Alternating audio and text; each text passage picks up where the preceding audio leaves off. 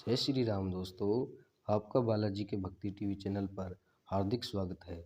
जैसा कि आपको पता है कि 7 मार्च को होली का शुभ दिन है।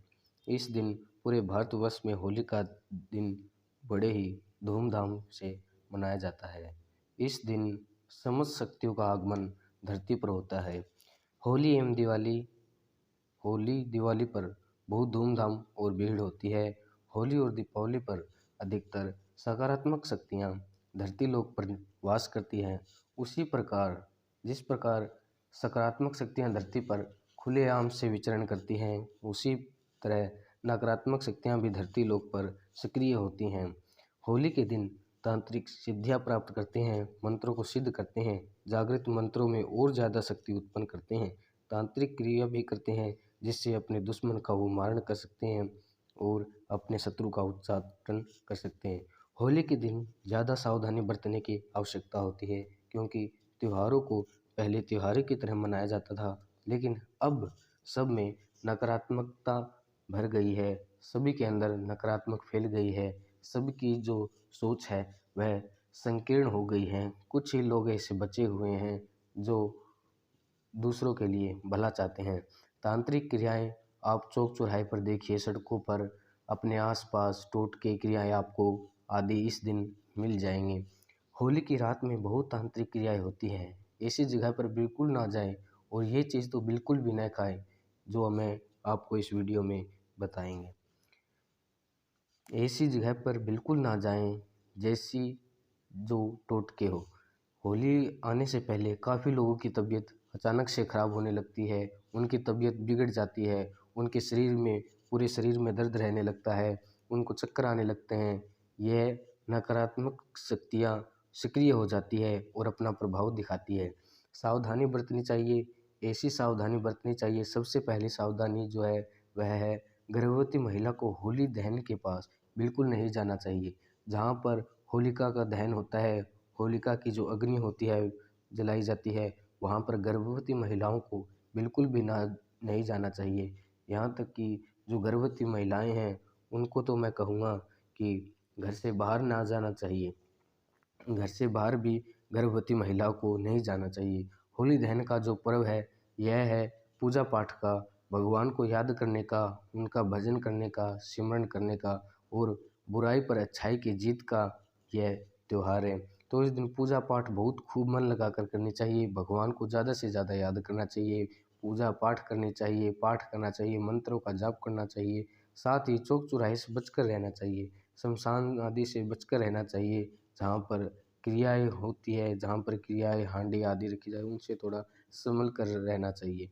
होली के दिन ब्रह्मचर्य का पालन अवश्य करना चाहिए। भगवान हरि का स्मरण करना चाहिए। इस दिन ब्रह्मचर्य का और आत्मिक ब्रह्मचर्य का, मानसिक रूप से और शारीरिक रूप से ब्रह्मचर्य का पालन करना चाहिए, क्योंकि यह बहुत ही शुभ दिन है। इस दिन संभोग आदि क्रियाओं से दूर रहना चाहिए।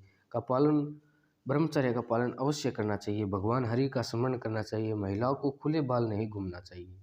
दूसरी जो सावधानी की बात है वह है महिलाओं को खुले बाल करके बाहर नहीं जाना चाहिए, क्योंकि आप जैसे कई चौकियों पर भी गए होंगे, वहाँ कहते हैं कि अपने बाल खोल लो तो सवारी आ जाएगी। तो आपको जो है बाल नहीं, इस दिन आपको बाल खुले नहीं और जो रखने मेरे चाहिए भाई हैं तथा जो सुबह काम पर निकलते हैं और शाम को घर वापस आते हैं, जो अपना काम करते हैं, व्यापार करते हैं या नौकरी पेशा जो भी करते हैं, मेरे भाइयों से मेरा अनुरोध है कि आप अपने काम पर यदि आपको कोई चीज़ मीठी खाने की दे तो आप उसे अवश्य ले, लेकिन किंतु ग्रहण न करें। उसे बाद में किसी कुत्ते को या गाय को खिला दें और चौक चौराहे से बिल्कुल बच के रहें। ऐसी क्रियाएं जहाँ पर रखी जाती हैं, जैसे हांडी आदि ऐसे जो टोटके मिलते हैं, उससे आपको बचकर रहना चाहिए। और आपको किसी से कोई बहस नहीं करनी चाहिए। आपको किसी से भी किसी भी प्रकार से कोई भी लड़ाई झगड़ा नहीं करना है। आपको सबसे हाथ जोड़कर रहना है, सबको राम राम प्यार से करनी है और तामसिक भोजन तामसिक से भोजन नहीं अपने घर में खाना चाहिए, न ही बनाना चाहिए। आप चाहे घर पर हो या बाहर हो, आपको तामसिक भोजन इस दिन ग्रहण बिल्कुल भी नहीं करना है, क्योंकि तामसिक भोजन से नकारात्मक शक्तियाँ आकर्षित होती है। यदि वे आपके पास आ जाती हैं तो उनका वापस जाना बहुत ही मुश्किल है, क्योंकि इनको आने में इतना ज़्यादा वक्त नहीं लगता जितना ज़्यादा इनको जाने में लगता है। सफ़ेद चीज़ अगर आपको कोई दे तो बिल्कुल भी ना ले। वह एक चीज़ मैं आपको बताने जा रहा हूँ जो इस वीडियो में थंबनेल में बताया गया है कि ये एक चीज़ बिल्कुल भी नहीं खाना। आपको कोई भी आपका प्रिय मित्र या कोई भी आपका चाचा, ताऊ, काका, बाहर का कोई रिश्तेदार या फिर जो भी है, आपको सफ़ेद चीज़ कोई भी दे तो उसे बिल्कुल ना लें।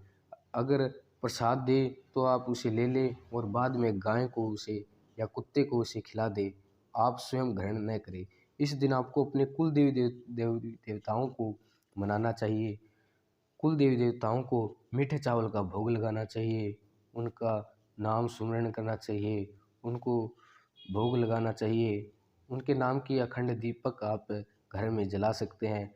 होली जब दहन हो जाए उसके बाद नहा धोकर अपने कुल देवी देवता के नाम का एक अखंड दीपक जला दीजिए, जो होली के उस दिन पूरी रात जलेगा और उससे अगले दिन जो फाग होता है उस पूरे दिन आप उसे जला सकते हैं। जब तक वो दिए में तेल रहेगा, जब तक वो दीपक अपने आप ही स्वतः चलता रहेगा, उसे आपको सावधानी रखनी है कि उस दीपक को आपको बुझने नहीं देना है।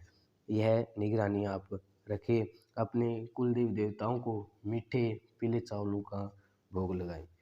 सूखा नारियल अपने घर परिवार से वार कर एक आपको सूखा नारियल ले लेना है, उसे अपने घर से परिवार के जितने भी सदस्य हैं उन पर वार कर जब होलिका अग्नि में जलाई जाएगी तो उस नारियल को अग्नि में डाल दीजिएगा। इससे सारे संकट भस्म हो जाएंगे। जैसे वो नारियल आपका उस अग्नि में जलेगा वैसे ही आपके घर में जो संकट, हारी बीमारी, रोग आदि होंगे वो स्वतः ही भस्म हो जाएंगे, जिससे आपको परेशानी नहीं होगी और आपका परिवार सुरक्षित रहेगा। आप अपने इष्ट का, कुल देवी देवताओं का नाम लेकर उस नारियल को अपने पूरे घर से, अपने व्यापार से, काम धंधे से के और परिवार सदस्यों के के ऊपर से सदस्य के ऊपर वार लेंगे और यह प्रार्थना करेंगे अपने कुल देवी देवता से, अपने इष्ट देवी देवता से यह प्रार्थना करेंगे कि हे मेरे कुल देवी देवता, मेरे इष्ट देवी देवता, इस नारियल से मेरे घर के सारे संकट दूर करे, रोग बीमारी दरिद्रता का नाश करे और मेरे घर परिवार की, काम धंधे की, व्यापारी वे पैसे नौकरी की रक्षा करे, मेरे घर में बरकत बनाए रखे और घर से समस्त संकटों का नाश करे, घर का बंधन करे, जिससे मेरे परिवार की रक्षा हो और कोई भी तांत्रिक क्रिया मुझ पर न हो। ऐसी प्रार्थना करेंगे। धन्यवाद। वीडियो को लाइक करें, चैनल को सब्सक्राइब करें, जिससे आपको ऐसी और अधिक जानकारी मिल सके। धन्यवाद। जय सिया राम। जय जय सिया राम।